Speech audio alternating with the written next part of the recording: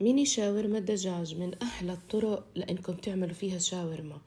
لو عملتوها بهالطريقة مستحيل تقدروا تغيروها، كتير بسيطة وسهلة وطعمها طلع أكتر من رائع.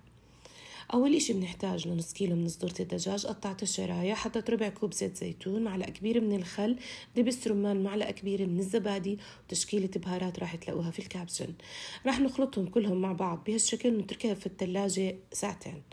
بعدين عنا حندو معلقة كبيرة عندي من الزبدة، وبعدين نحط عنا خليط الدجاج عليها، وبنحاول إنه نحمرها كتير منيح لنحصل آخر إشي على هالشكل.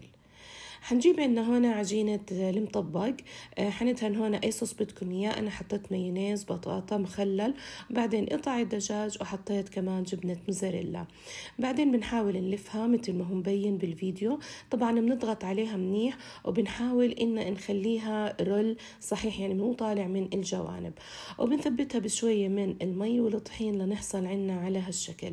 هون الكمية بعد ما خلصتها بنجيب أي صاج عنا بندهنه بزيت زيتون، وبنبلش نصف عنا أصابع الشاورما، وبنضلنا نقلب فيها لحتى تتحمر عنا من كل الجهات ونحصل على هالنتيجة. وصحتين.